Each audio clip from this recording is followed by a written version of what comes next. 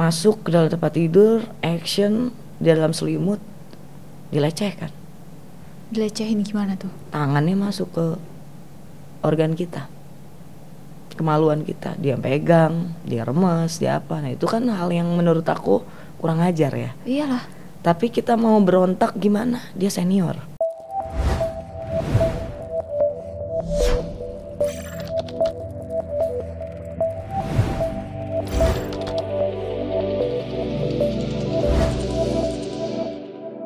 Hai guys, welcome back di Bukan Bincang Biasa bersama aku Nadia Alaidrus. Dan di episode kali ini aku bersama dengan Tara.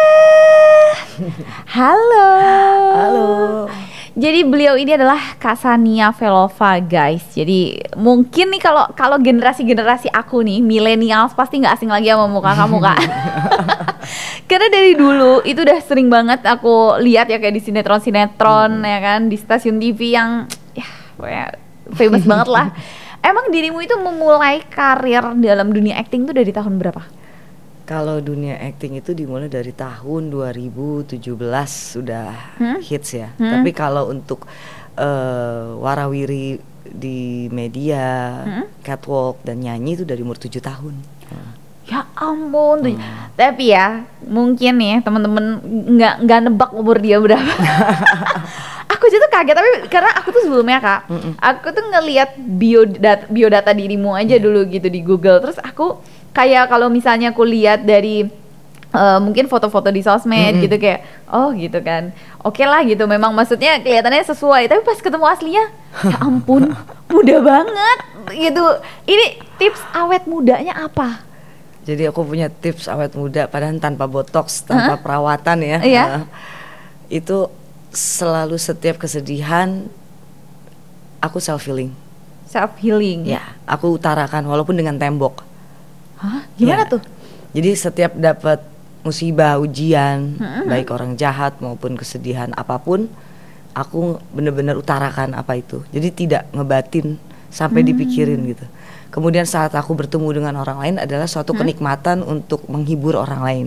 Jadi awet muda aku adalah tidak memikirkan overthinking dan mencoba menghibur orang lain. Karena saat orang lain ketawa karena aku ngelawak, aku kan aslinya komedian banget, suka parah.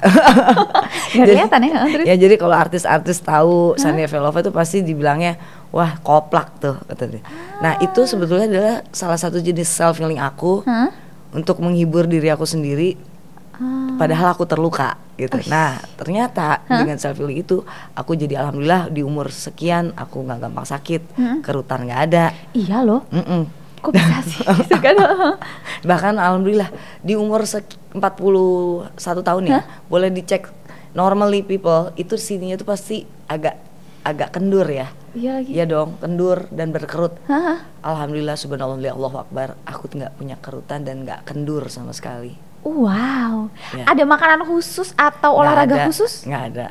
Aku kuat ngopi, smoking dan makanan nggak ada pantangan. Tapi ternyata pikiran tuh berpengaruh banget. Oh jelas. Iya, jadi setiap ada masalah apapun, aku mencoba untuk self healing even dengan sholat dan doa. Itu doa. Even aku ngadep tembok, itu aku sebetulnya doa. Kenapa aku diginiin gitu? I'm crying gitu. Tapi aku nggak mau ada orang yang tahu. Jadi saat aku sedih 5 menit, kemudian aku keluar kamar mandi, ketemu teman-teman, aku akan koplak lagi. Nah, pokoknya butuh beberapa menit buat meditasi ngadep tembok aja lah ya. Ngadep tembok aja. Wow, tuh guys bisa diterapin karena memang kadang itu kita tuh butuh apa ya?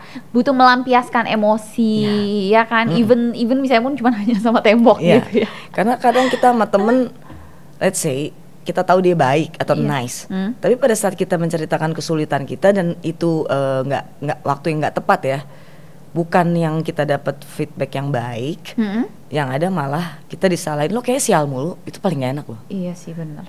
Baru nelfon, apalagi lo pasti sial mulu. Apa mau minjem duit, apa mau minta duit, gitu. Kesannya kita minta bantuan, padahal we just want to share something gitu.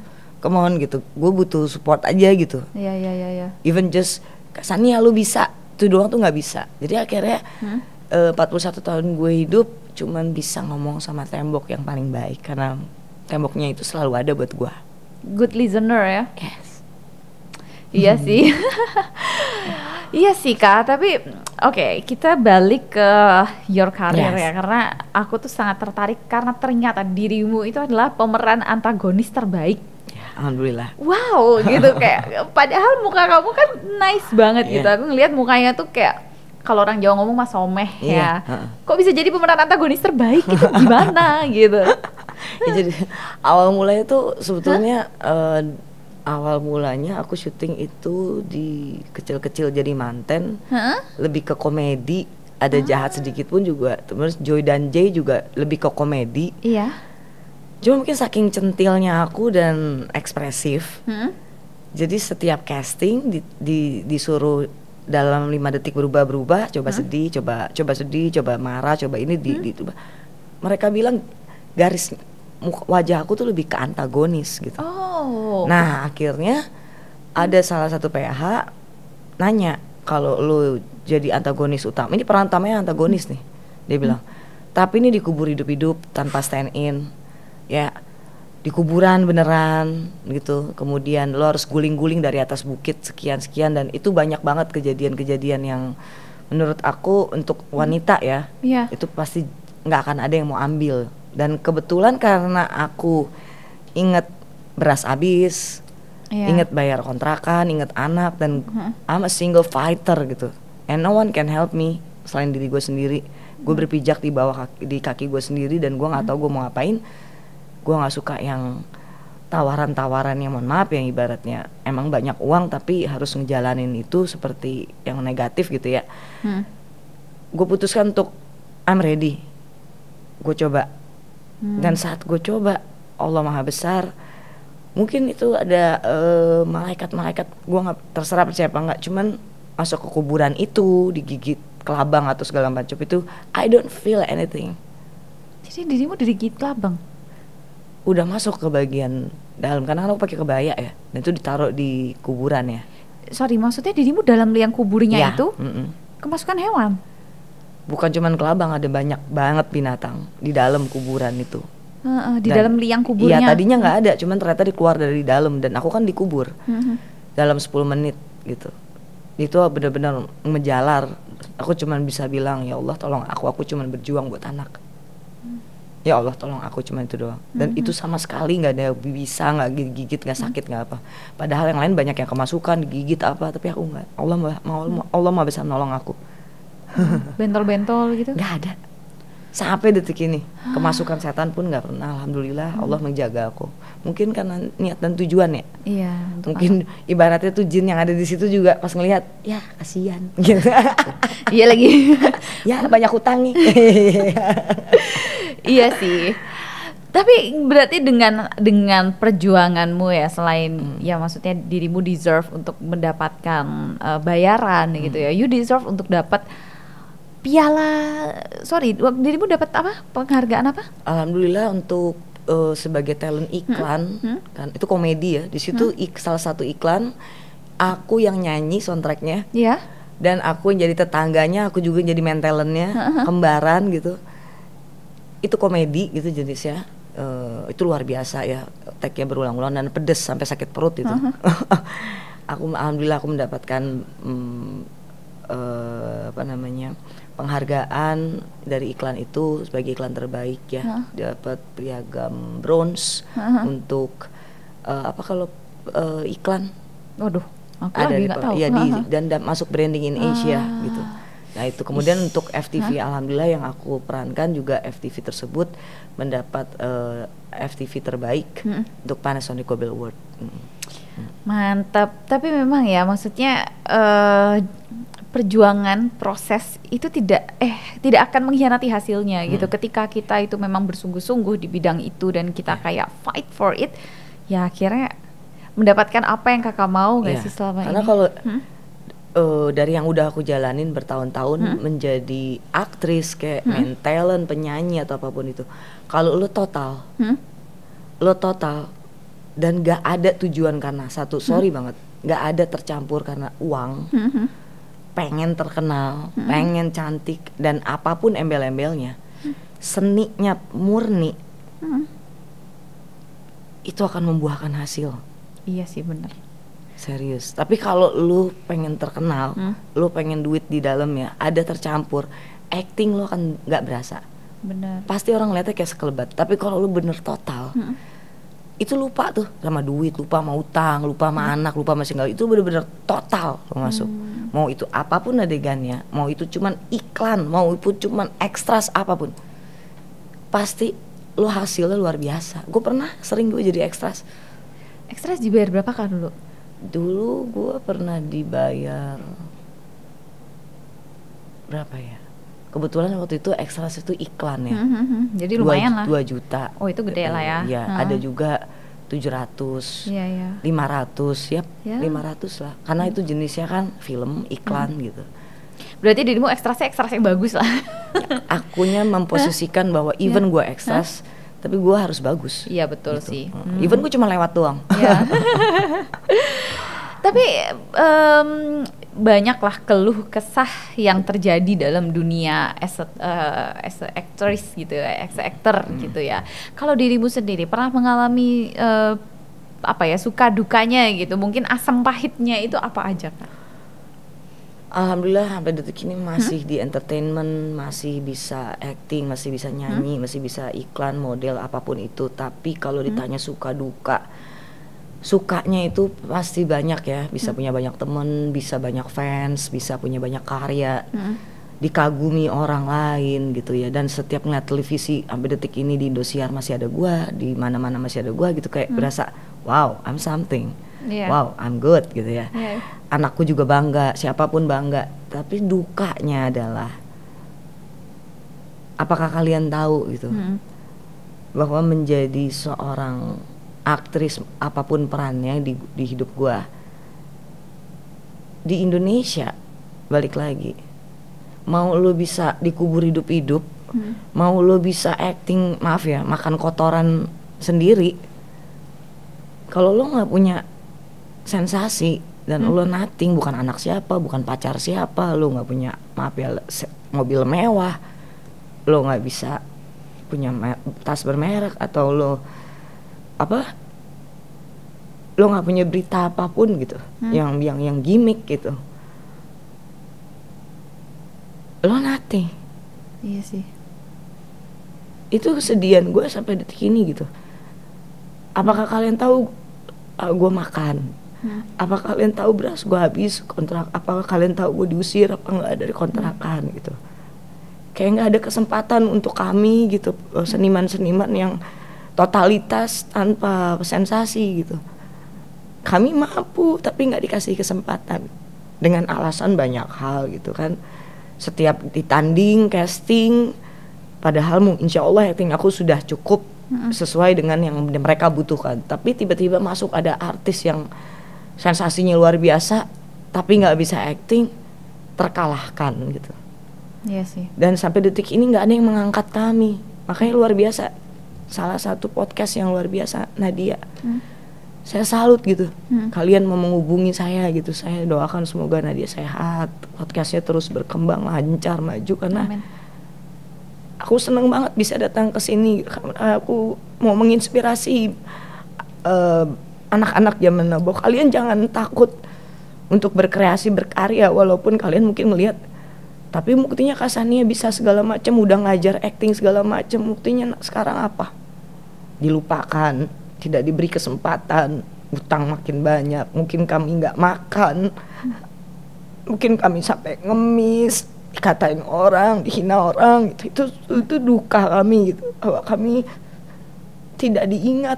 Mungkin cuma ngelihat muka kayaknya inget tuh mukanya, makan di warteg apa dimanapun nggak ada yang kenal kami, karena nggak ada yang angkat.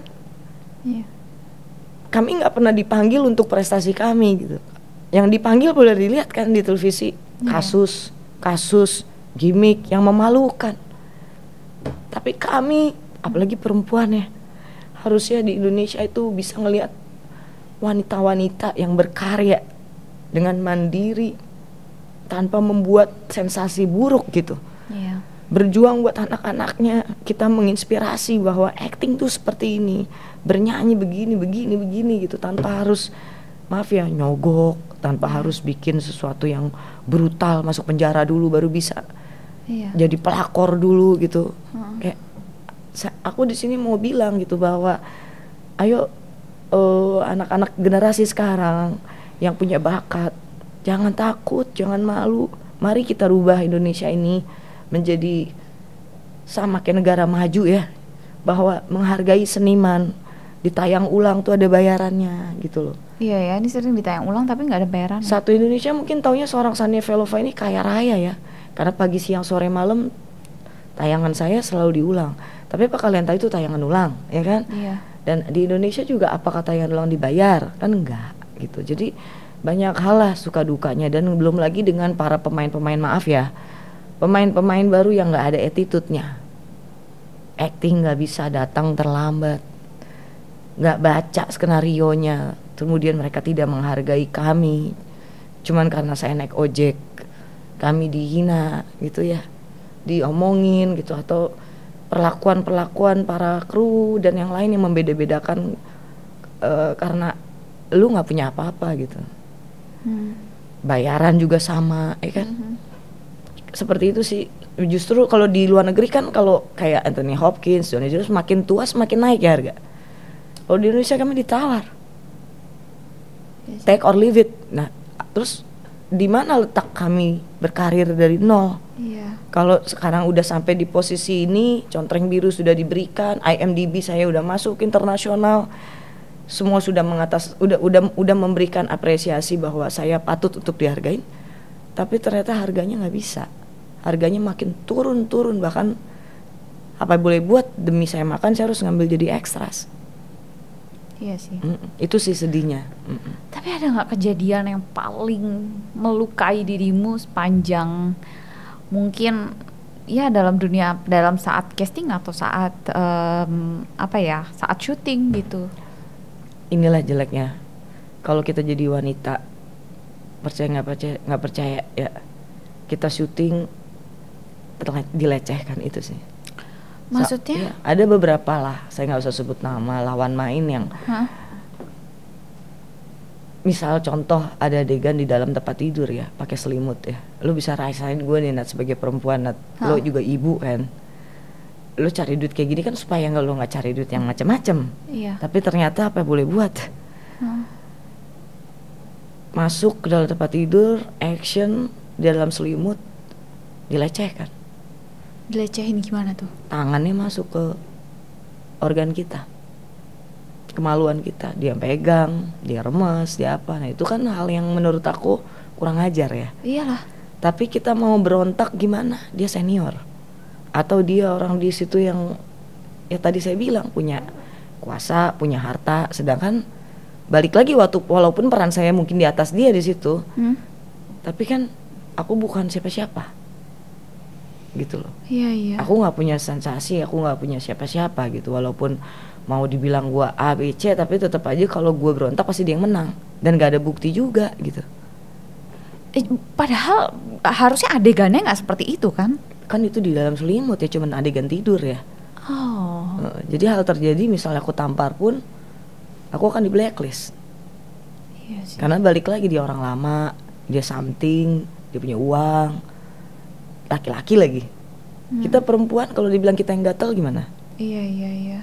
Dia kan sebut aja bilangnya dia yang gatel duluan. Selalu omongannya seperti itu, karena kebetulan aku orangnya friendly. Aku orangnya kocak koplak, tapi kan bukan berarti gitu loh. Nah ini dia kesalahannya, kita friendly, kita kocak, kita easy listening, kita ngobrol, kita apa, and then pas kayak gitu malah diperlakukannya main cium aja, main gigit aja, main remes aja. Itu sering terjadi gitu dari dulu gitu. Nah itu awal mula berkarirnya, itu suka dukanya itu kayak gitu sih sebagai perempuan ya. Balik lagi gitu, kita suka dilecehkan gitu. Tapi Didi Bu gak berusaha lapor misalnya ke sutradaranya atau siapa kayak gitu? Maksudnya kan itu sudah melanggar sekali gitu. Parah sih, cuman paling pernah aku sesekali 2 kali cuman ngomong sama pihak PH atau caster gitu. Aku nggak mau setuju dulu sama dia lagi. Iya.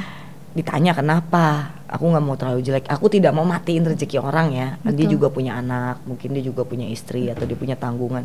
Aku akan sebut bahwa ada beberapa perlakuan yang menurut aku dilecehkan, aku bilang. Daripada itu berkepanjangan dan nanti jadi bumerang buat sinetron itu nggak jalan, lebih baik aku out atau aku tidak mau sama dia lagi gitu. Tapi tolong jangan matiin pekerjaannya. Aku tahu seniman seperti apa hidupnya gitu. Jadi nggak mau matiin, tapi tolong jangan disatukan gitu aja sih. Iya sih. Ya, kayaknya itu win-win solution ya. Iya. Walaupun tetap ngerasa sangat terlecehkan ya. Iyalah, kita maksudnya rasanya sangat nggak dihargai luar banget. Biasa sih. Itu pulang pun aku nangis terus, dan besok mau ngejalanin lagi sama dia tuh nggak enak banget, Nat. Iyalah. Lu jadi gue deh. Iyalah. Itu duka banget gak sih? Iyalah. Lu harus tiap hari satu scene sama dia terus, adegan juga mesra. Iya. Tapi lu nggak terima gitu. Itu sih seperti mencari kesempatan dalam kesempitan gitu ya. Dan itu banyak begitu. Iya sih. Banyak. Aku juga pernah juga ada salah satu pemain yang duduk di sini ya, dia juga merasa pernah waktu itu dilecehkan kru. Kayak gitu, maksud aku tuh kayak hal-hal begitu tuh harus sangat jadi attention sih dalam dunia perfilman, dalam dunia syuting, karena kadang itu akan akan merusak mental pemainnya juga kan. Iya, parah sih. Waktu itu sempat sampai hampir nggak mau syuting juga, Kak. Iya. Karena aduh gimana ya, tapi gue butuh makan dan ini bakat gue gitu. Iya. Oh, gue nggak boleh kalah sama dia, langsung gitu. Itu pikiran aku. Kalau gue sampai nggak syuting lagi, dia menang. Iya sih.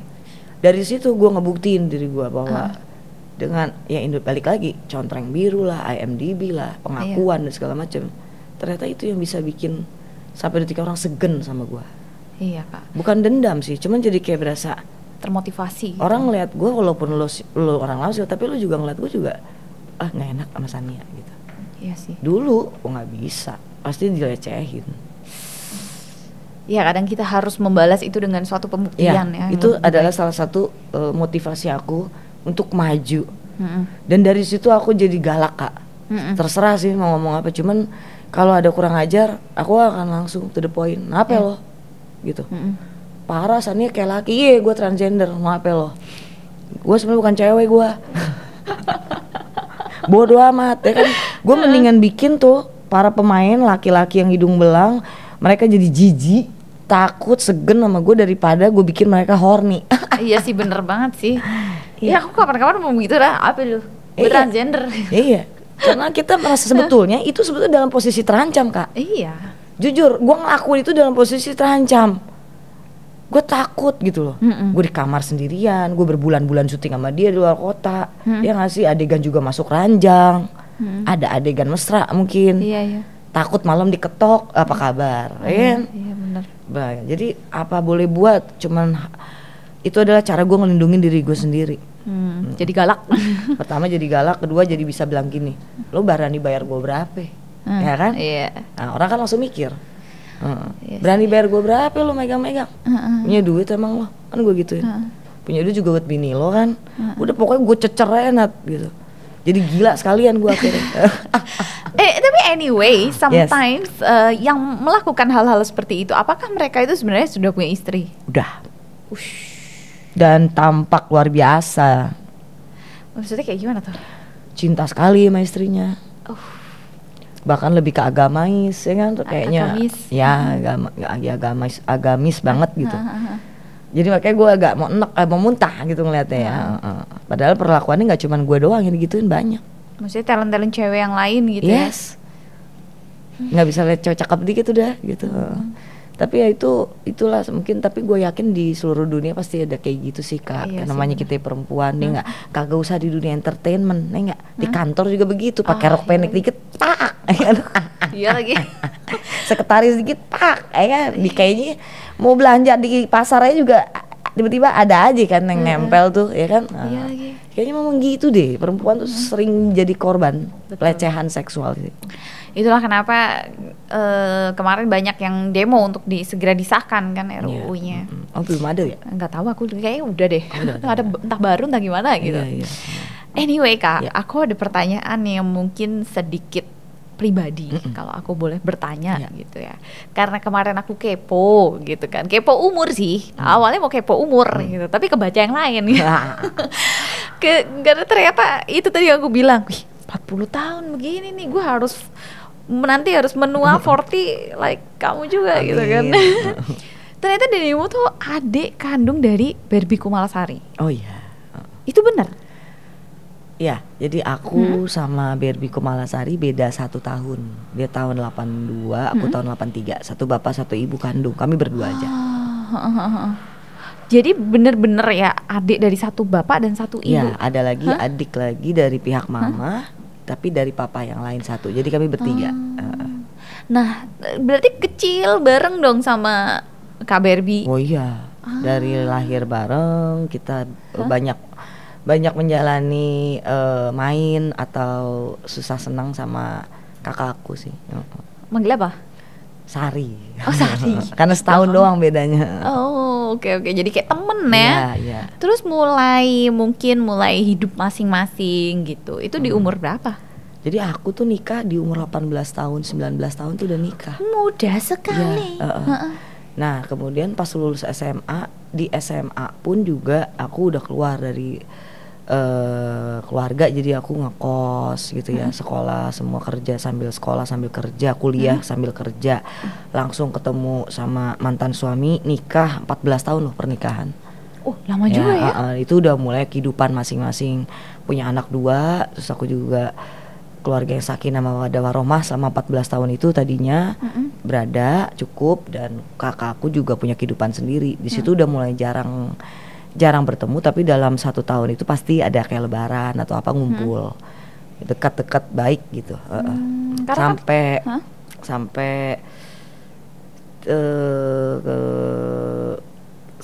pas jadi artis, dia besar, aku juga menjalani profesi artis, tuh mulai jauh. Jauh itu apakah karena kalian hidup masing-masing atau kayak ya punya kehidupan masing-masing atau karena apa? Awalnya tuh kehidupan masing-masing, ya kan. Tapi sometimes kalau pas sekalinya ketemu atau ngobrol kan emang kita beda karakter ya. Iya. Kalau aku orangnya begini dengan kelebihan dan kekurangan, kakak aku juga punya kelebihan dan kekurangan. Jadi kalau lagi ngumpul atau ada beda pendapat itu udah pasti ya, namanya kakak adik ya. Nah jadi kebetulan banyak hal yang kami nggak cocok gitu aja sih gitu. Tapi saling menghormati kehidupan masing-masing. Jadi dia nggak ganggu aku juga nggak ganggu dia gitu aja. Jadi maksudnya setelah menjalani masing-masing ini jadi ibaratnya kayak udah nggak terlalu deket lagi. Lebih tepatnya iya, mungkin kalau boleh disampaikan, aku sangat menyayangi kakak aku. Iyalah pasti, kayaknya nggak ada deh saudara kandung yang tidak saling sayang gitu. Sebetulnya aku sangat menyayangi beliau karena bagaimanapun dia salah satu panutan, mentor, dan satu-satunya saudara sekandung dan di Jakarta yang aku punya. Bahkan beliau tuh dari kecil sampai detik ini selalu menolong hidup aku gitu.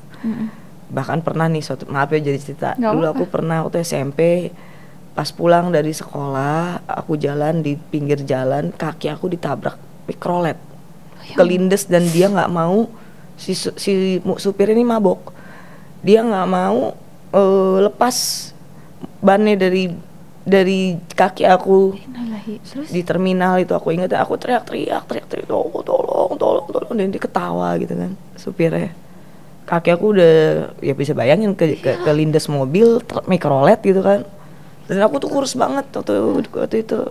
Kakak aku lihat dari jauh ada keramaian, apaan tuh? Wah, dia tahu itu adiknya. Ini salah satu cerita yang luar biasa dan akan selalu aku inget bahwa sampai kapanpun dia kakak aku. Dia datang, dia gebrak mikroletnya, dia angkat. Wow. Itulah the power, itu power yang ada ketika emosi gitu ya. Dia tonjok dulu tuh, dia habisin tuh supirnya. Aku digendong karena aku nggak bisa jalan. Dia nangis, kata aku, Nova. Dia ke kantor polisi dan dia nggak mau tahu, terus dipenjarain. Dan itu tau masih berapa, SMP. Sama-sama SMP ya? Aku SMP kelas 2, dia SMP kelas 3. Seberani itu dia. Iya. Ditonjok sampai penyok gitu mikroletnya. Dia angkat, dia keluarin, digebukin sama dia. ya, dan dia rawat aku. Jadi itu adalah masa, dan itu belum seberapa, masih banyak kejadian lain yang dia selalu menolong, menjaga, dan ya ibaratnya kayak buat aku sampai detik ini dia masih tetap seorang pahlawan sih. Nah, tiba-tiba mungkin ada gesekan-gesekan, gorengan-gorengan, orang-orang yang mungkin salah paham tentang aku gitu kan. Iya.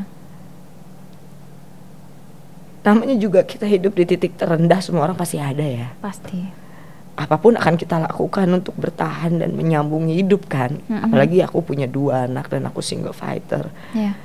Tanpa disangka mungkin orang-orang sekeliling ini ngasih masukan tentang aku gitu yang enggak gitu. Jadi mungkin beliau kecewa gitu. Itu sih. Dan mungkin aku nggak baik ya. Mungkin aku bukan ibu yang baik. Mungkin aku bukan wanita yang baik. Mungkin aku bukan orang baik. Aku banyak kekurangan.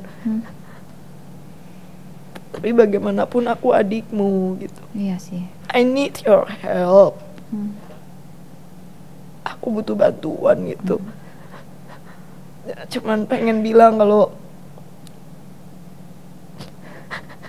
apapun yang terjadi, you're still my sister, and I love you so much, and I miss you. Yes, I miss you. I still love you. Iya sih. No matter what. Namanya manusia kan pasti pernah buat salah, ya kan? Iya. Maksudnya tidak ada ibu yang sempurna, dan mungkin juga tidak ada hubungan, ya apapun relationship dalam bentuk apapun, ibu dan anak ataupun kakak beradik yang pasti akan selalu mulus. Masalah itu pasti akan selalu muncul, cuman gak ada yang bisa memisahkan tali saudaranya itu. Tapi kalau boleh tahu, memang apa yang membuat dalam, ya tadi kan dirimu cerita akhir-akhir ini mungkin ada hubungan yang nggak baik gitu ya dengan beliau, itu masalah komunikasi atau apa triggernya awal mulanya? Awal mula tuh triggernya dia punya prinsip pengen banget aku maju. Aku berubah takdir, aku lebih baik lagi dalam segala hal. Intinya niatnya baik banget. Kakak aku tuh sayang banget sama aku gitu. Dia mau menolong, mengangkat harkat derajat dan martabat aku. Dia mau ngeluarin aku dari ibaratnya titik terendah aku. Dia kasih banyak solusi gitu. Nah kebetulan solusi yang kakak aku berikan di aku kurang cocok gitu aja. Beda pendapat gitu. Karena tidak sesuai kemampuan aku gitu. Menurut aku nggak bisa berubah seperti itu langsung, pelan-pelan. Ada banyak hal yang nggak bisa aku tinggalkan juga gitu. Aku bilang, jadi dia nggak salah, niatnya baik intinya. Tapi di aku kalau ditanya mau aku apa, ya lu bisa, tapi kan belum tentu gue bisa kak. Kayak lu bikin YouTube begini, belum tentu gue bisa jadi lu. Tapi lu suruh jadi gua antagonis, suruh suruh begitu, coba gue. Lu bisa nggak bisa, atau gue suruh lu nangis dalam 5 detik? Gak bisa kan? Nyerah ya, berarti kan gua nggak bisa maksain dong. Iya. Nah itu yang terjadi sih kak. Jadi dia nggak salah, dan gue juga nggak bilang gua nggak salah, tapi intinya berbeda pendapat pasti. Dan karena itu kita jadi sering cekcok. Nah ditambah ini dia ada faktor orang-orang yang gua nggak usah sebut nama ya kak, di entertainment. Mereka melihat dari kacamata mereka nih, padahal bantu juga enggak, gue minta sama dia juga enggak, ya kan? Yang mungkin mereka ngelihatnya tuh kayak adek lu begini nih, adek lu begitu nih gitu, memalukan lah ibaratnya gitu. Ya nggak salah juga kalau kakak gue marah kan gitu. Tapi kan maksud gue, lu denger dulu dong cerita dari gue, kenapa gue sampai ngelakuin itu gitu. Apa gue ada pilihan lain saat itu? Nggak ada gitu. Dan gue juga nggak tahu kalau bakal kayak gini gitu loh. Ibaratnya gue minta maaf kalau gue salah gitu. Tapi tujuan dan niat baik gue cuman bertahan hidup sih, itu aja gitu. Toh gue nggak bawa nama lu gitu, ibaratnya kan gitu ya. Gue nggak bawa nama lu, gue bawa nama diri sendiri gitu. Dan gue juga nggak akan tahu kalau ada orang-orang yang udah gue nggak minta sama lu tapi lu nyebar luasin kan begitu. Ya jadi ibaratnya banyak omongan lah tentang gue yang ini yang itu gitu, tapi nggak nyampenya salah Kak gitu doang sih. Jadi ya cuman gara-gara dua itu sih Kak. Jadi nomor satu prinsip hidup dan niat baiknya dia ke gua, tapi gua nggak cocok. Kedua mungkin mudah-mudahan udah nggak kayak gini lagi ya gitu. Ada orang-orang yang emang nggak suka sama gua atau memang mau caper aja sama dia atau emang cuman sekedar kayak ngegosip gitu. Itu sih gitu. Tapi apapun yang terjadi gua akuin gua salah gitu. Iya. Ya. Tadi tuh maksudnya sedang meminta tolong itu maksudnya dalam konteks apa gitu? Guenya maksudnya minta, ya kan jujur ya Kak gitu, kadang kan gue syuting kadang enggak. Iya. Sampai 3 bulan gak ada pemasukan, gue tanya orang kayak gue gini cuman berharap dari syutingan mau makan apa? Iya sih. Semua udah gue jual Kak. Terus gue mau jual apa lagi? Iya. Gue udah diusir dari kontrakan berkali-kali karena nggak bisa bayar tepat waktu. Terus mau tinggal di mana lagi? Nah, kakak gue orang yang baik, dia sangat selalu menawarkan rumah segala macem. Tapi posisi sekolah anak gue jauh Kak. Balik lagi kendaraan nggak punya kan. Iya. Nah, terus kayak dia bilang dia ada mobil pakai, tapi gue nggak bisa nyetir Kak. Iya. Nah, karena gue tanya kalau orang gue nggak bisa nyetir, gue dipaksa nyetir, gue takut gimana? Iya, yang ada nabrak. Nah, tapi menurut kakak gue dia harus belajar, dia bener. Iya sih.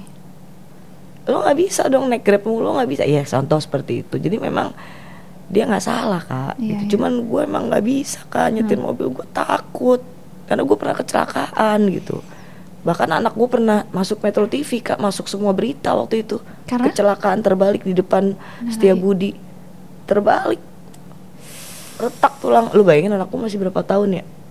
10 tahun, dua-duanya. Yang satu tulang rusuknya udah lepas, ada lagi ini itu, cuman karena masih kecil jadi bisa balikan gitu.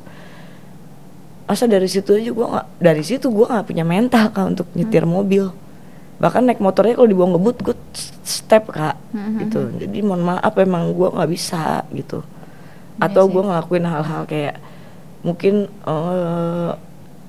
sensasi atau apa, misalnya teman-teman gue suruh gitu ya sensasi, gue juga nggak bisa. Jadi Aki apa boleh buat, yang gue punya adalah boleh tolongin gue nggak, tapi gue nggak bisa ganti. Gue juga nggak tahu gue harus apa. Gue bilang kira-kira lo bisa bantu gue nggak? Gue cuman butuh A B C, gue sebut.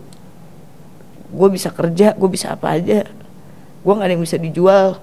Ya tiba-tiba orang bilang, ya Allah San, gue nggak butuh jam lo, gue nggak butuh, lo nggak usah kerja, ini sedekah buat anak-anak. Ya alhamdulillah kan Kak gitu. Iya ya mungkin mereka bercerita, ngasih tapi bercerita. Iya. Si Sania tuh begini begitu begini, minta-minta segala macam gitu. Sekarang posisi di gua ini udah berbulan-bulan gak ada kerjaan, sekalinya ada kerjaan juga gua harus bayar utang-utang gua. Yang tadi kan gua buat bertahan hidup minjem, bayar. Gali lobang, tutup lobang. Gue yakin lah, gak usah munafik, seniman pasti semua hampir rata-rata yang lagi gak ada kerjaan juga semua gali lobang, tutup lobang kan. Minjem, bayar, minjem, bayar gitu kan. Terus kan besok makan, anakku 2 Kak. Iya. Apa yang mau dilakuin gitu kalau udah kondisi kejepit kayak begitu, titik terendah, posisi kejepit, pekerjaan gak ada, kesempatan gak ada. Dan gue ibu-ibu gitu, 41 tahun umur gue tahun ini, dan gue ngeliat anak gue lapar. Dan sorry to say, kalau orang bilang lo kan adiknya BRB, so what? Lo mau tiap hari gitu minta makan? Gue tanya sama lo, Nat, lo susah sekali terus lo minta kakak lo dikasih.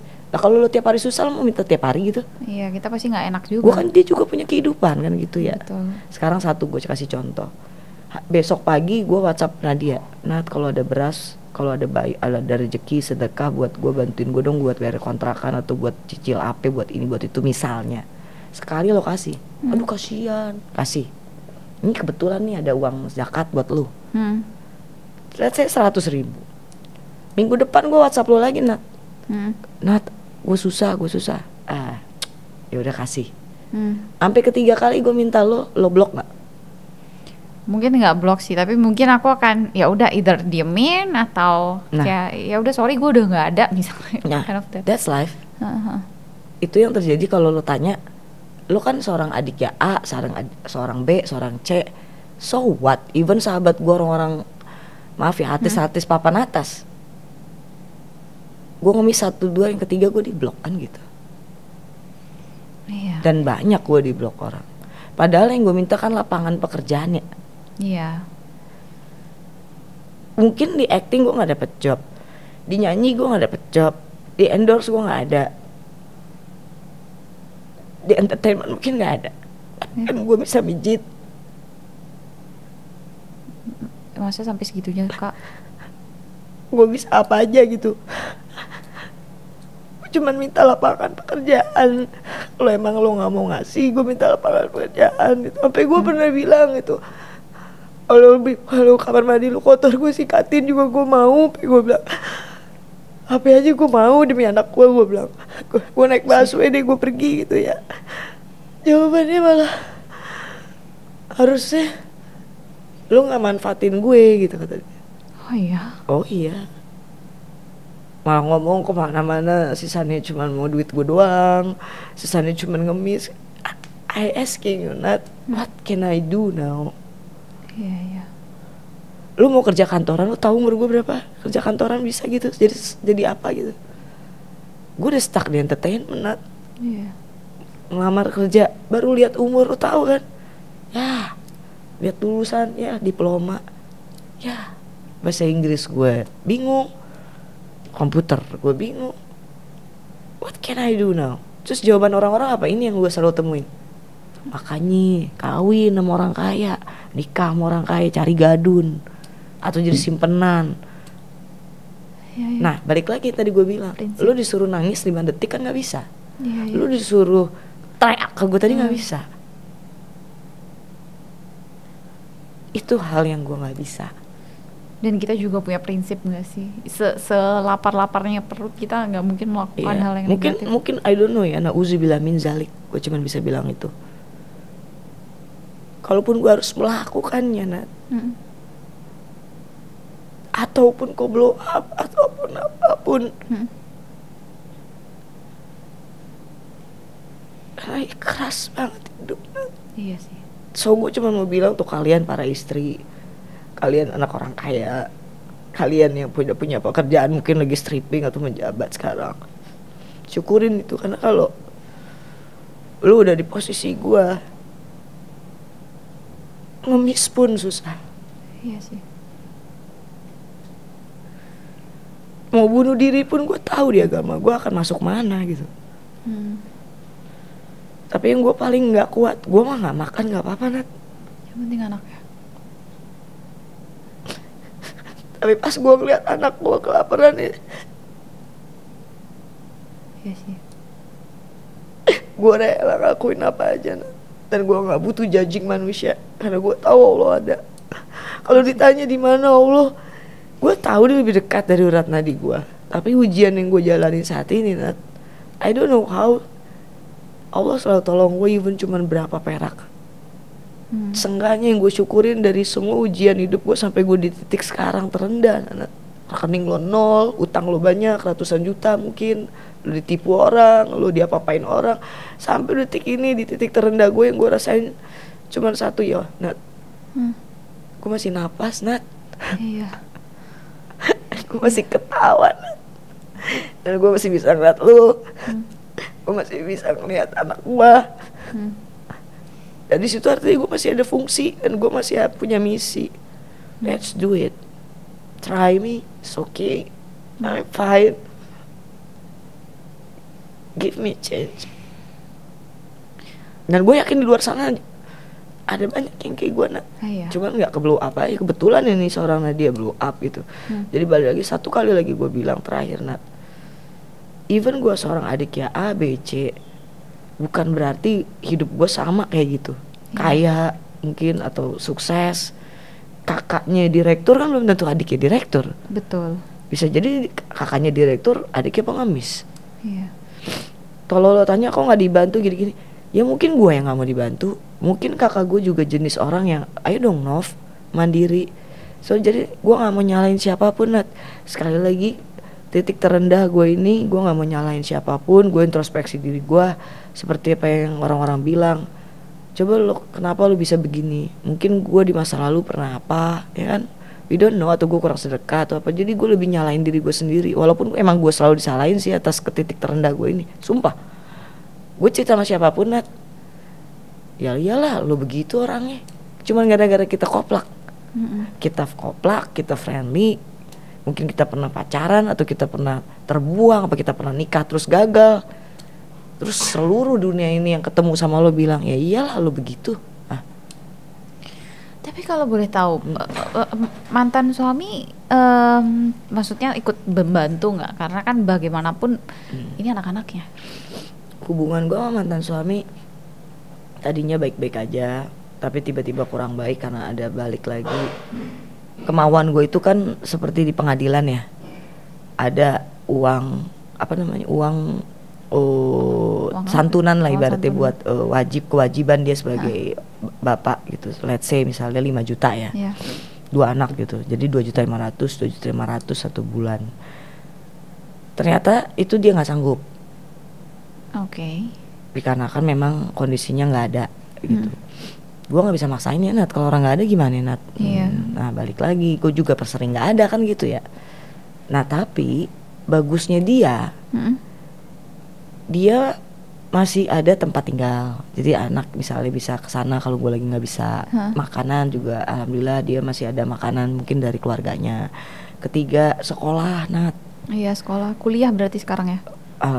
Ini masya Allah, gue nggak bisa ngomong, tapi anakku yang gede harusnya kan kuliah ya.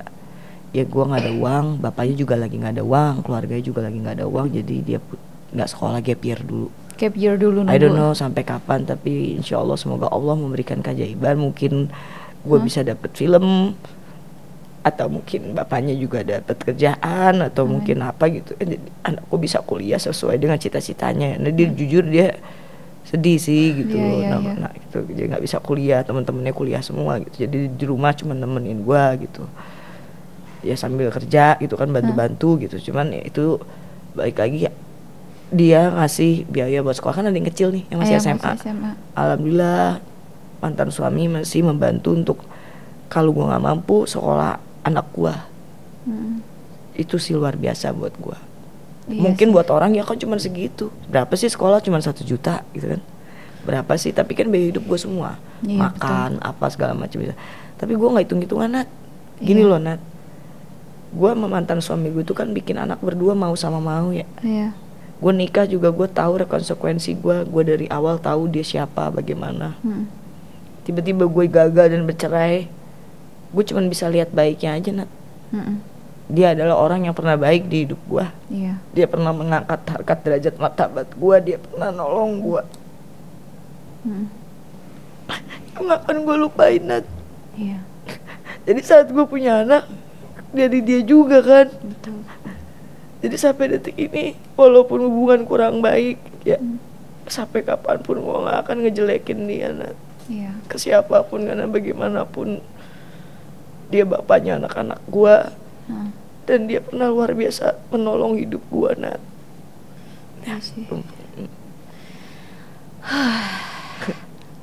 Tapi berarti dirimu tuh kuat banget loh, Kak. Kayak gak bayangin gitu loh, maksudnya mungkin sempat ada di titik terendah dan menanggung 2 anak yang ya pasti tuh gak mudah gitu kan.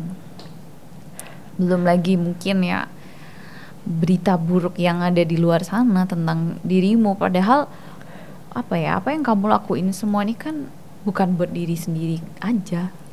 Iya, aku kerja juga nggak akan minta, Nat. Baru kali ini juga aku gitu, berapa setahun ya, 1 tahun ini aku gara-gara juga ada utang, gara-gara juga ada nggak dibayar-bayar, terus kemudian biasanya syuting banyak tiba-tiba nggak ada. Ya akhirnya aku harus melakukan menjual barang-barang ya kan, aku minjem kanan kiri, udah nggak bisa balikin juga, aku pusing sendiri ya nggak. Iya. Aku jadi harus ngemis untuk minta bantuan orang-orang gitu. Kakakku sering bantu juga kok Nat gitu. Dulu tuh sering dia bantu. Cuman kan balik lagi kayak tadi gue bilang. Senin lo minta dia, masa setiap Senin lo minta dia gitu.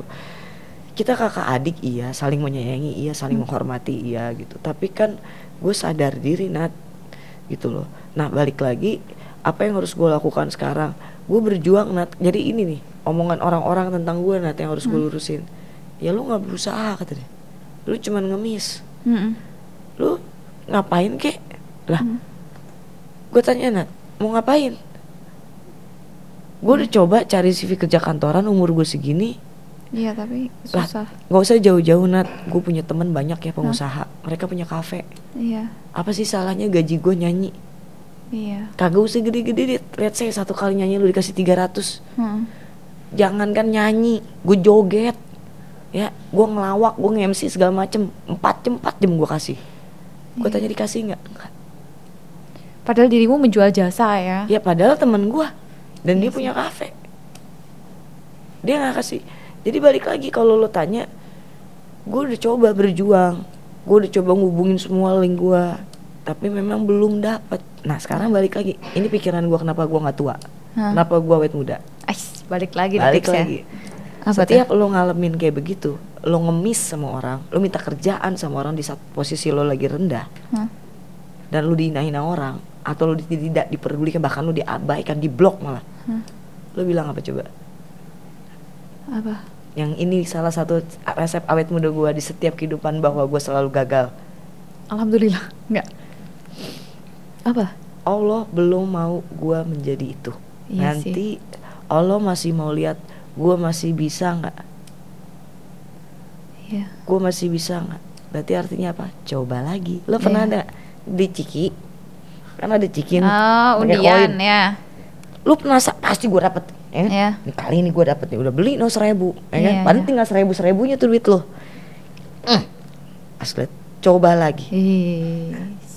Itu yang bikin gue selalu survive. Iya sih. Nah, bedanya gue bilangnya tuh Allah yang bilang kayak gitu. Coba lagi San. Jadi gue gak akan berhenti menyerah. Mau satu dunia ngatain gue A, B, C, gue gak akan berhenti menyerah. Lo lihat kalau gak percaya IG gue, mau orang ngatain gue suara gue kayak transgender kek, mau orang bilang acting gue lebay kek, mau jelek mau buruk, gue tetep posting sampai lo enek, sampai muntah, sampai gue di unfollow. I don't care. Tapi tetep bawahnya open job, open endorse. Nggak ada yang masuk, nggak apa-apa. Gue tetep coba, gue tetep doa. Mau sampai kapan? Sampai Allah bilang selesai. Lu udah nggak diperluin di dunia ini. That's me. Nah. Gila semangat. Kak, oke. Kangen nggak sama KBRB sometimes? Karena udah lama ya Kak nggak main lagi. Semenjak dia sibuk di Bali kan, dia sering di Bali, gue di Jakarta, gue sibuk. Kejadiannya tuh gue selalu sibuk stripping bertahun-tahun.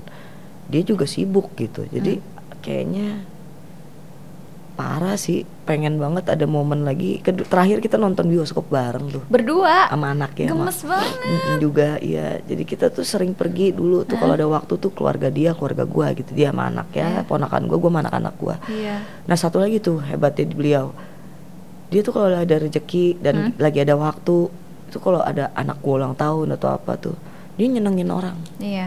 Dan dia tuh luar biasa gitu kalau mau nyenengin orang gitu. Dia bener-bener ceria, sama kayak gue ya, koplak juga gitu, tapi dia lebih apa ya, koplak itu lebih berkelas ya. Kalau gue koplaknya bener-bener koplak beneran. Nah, kalau dia tuh lebih jadi gue emang sampai kapanpun cuma bilang gue kangen. Gue tetap menganggap dia wanita yang kuat. Kalau lo tanya siapa panutan gue yang paling kuat, kakak gue, mama gue. Nggak ada orang yang lebih kuat dari dua orang itu di mata gue. Ya. Aku yakin nih Kak Barbie nanti nonton. Aku yakin ada nggak yang pengen dirimu sampein ke Kak Barbie? Gue akan selalu ingat masa kecil kita Sari. Ya.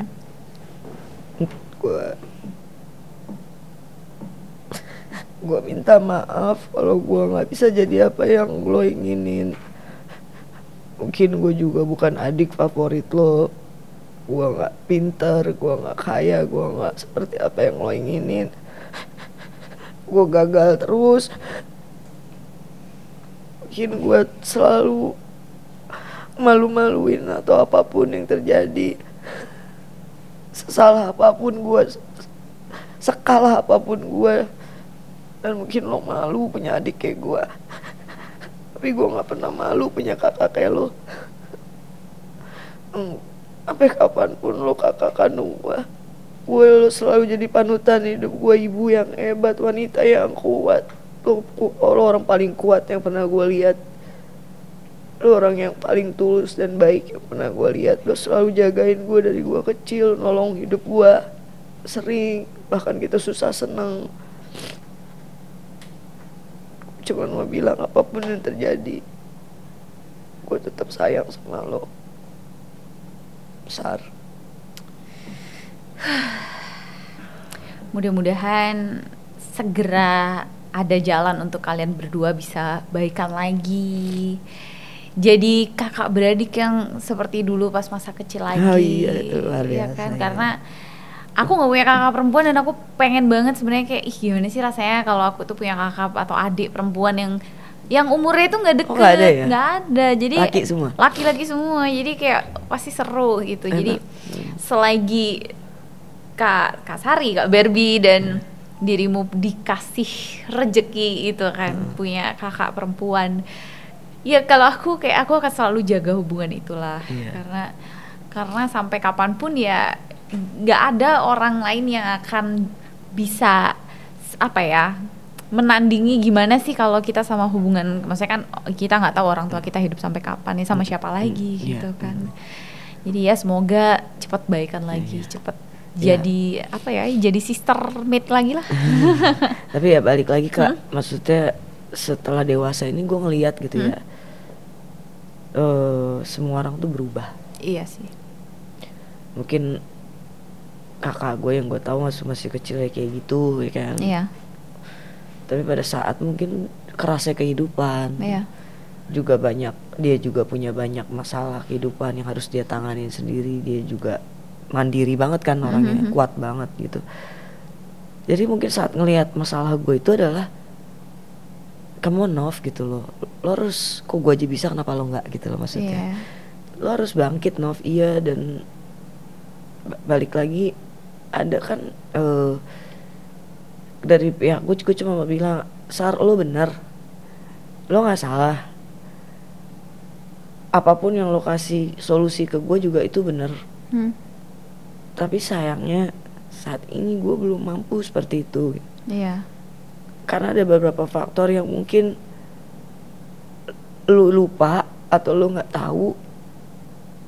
Gue nggak bisa maksain itu gitu. Tapi gue cuman pengen kerja, gue cuma pengen berprestasi, berkarya, dapat uang halal yang Allah ridoin buat makan, buat bayar utang, bertahan hidup. Siapa sih nggak mau punya rumah Kak? Gue pengen, saking gue nggak tahu lagi mau ngapain,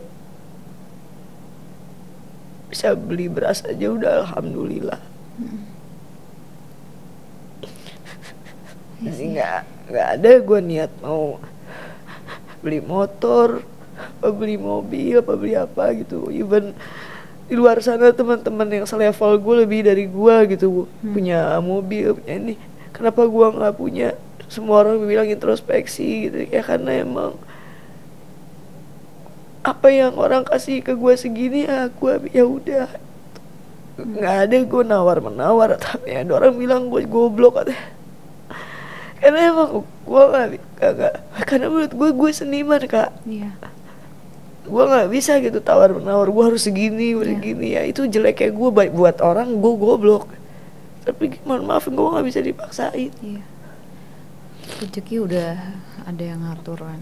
Kita maksudnya percaya bahwa, kalau aku selalu percaya bahwa ya rezeki sudah ada yang mengatur, dan Tuhan itu adalah selalu memberikan takdir yang paling adil pada hambanya. Jadi kalau memang dirimu sedang menghadapi masalah ya karena dirimu tuh dianggap mampu gitu oleh Tuhan untuk bisa menghadapi. Mungkin semoga orang-orang bisa berpikir gitu ya. Amin ya Allah.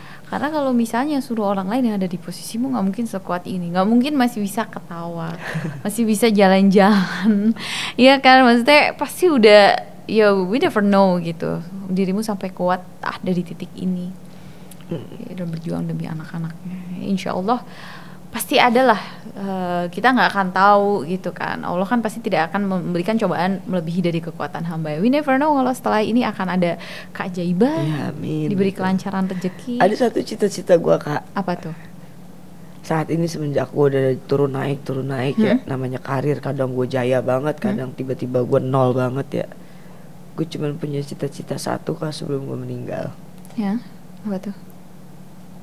Gue pengen punya warung kopi. Warung kopi yang warkop? Kenapa tuh? Karena gue suka makan mie, gue suka makan roti bakar, minum kopi. Di situ gue sambil nyanyi. Gue pengen akustikan, menghibur orang lain dan bisa ngobrol sama semua generasi. Amin, amin. Itu doang sih. Mudah-mudahan insya Allah dikasih jalannya, karena kan kalau kita ada kemauan biasanya akan ada jalan kan. Siapa tahu tuh tercapai cita-citanya punya warung kopi, jadi ladang rezeki juga. Tapi kan? tiba-tiba banyak kan warung kopinya ada 500 franchise. Amin, saking amin. enaknya Indomie goreng buatan Sania. Waduh. Mie goreng buatan Sania, kopi buatan Sania enak. Tiba-tiba franchise-nya sampai Amerika.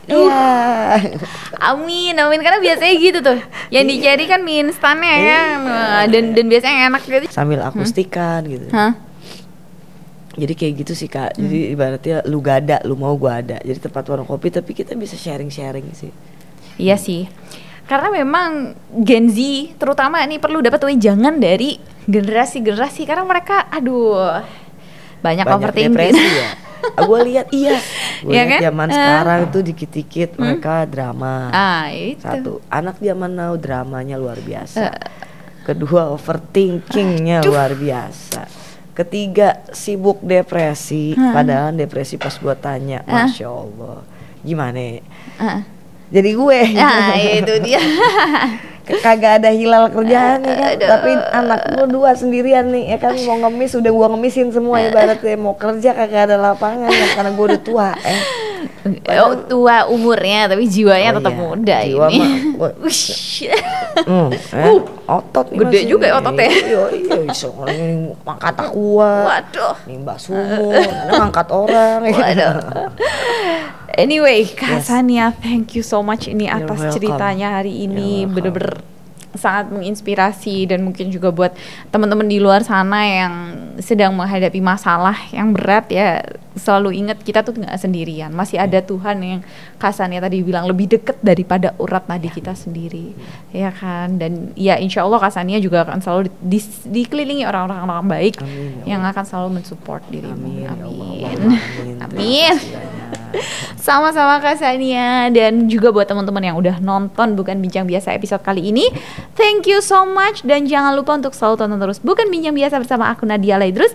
Jangan lupa untuk like, comment, share, subscribe, and see you, dadah. See you.